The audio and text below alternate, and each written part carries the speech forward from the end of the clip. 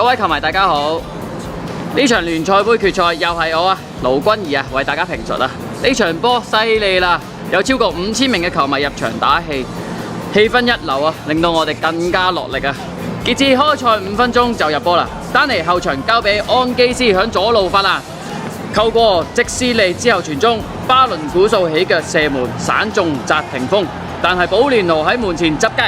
保中1-0，為傑志先開紀錄。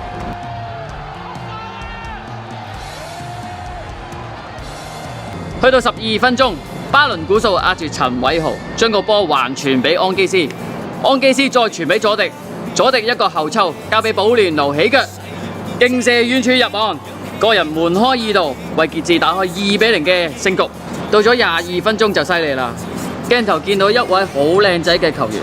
接應巴倫古素嘅傳送，單刀埋門一射，可惜對手門將摩拉擋出。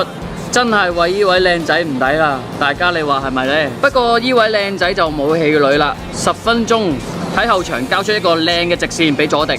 佐迪再傳中俾巴倫古素右腳近射得手為傑志拉開3-0嘅勝局啊！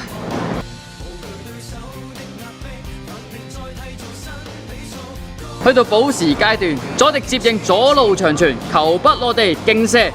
結果幫傑志鎖定4-0嘅結果，贏得今屆聯賽杯嘅錦標，好嘢！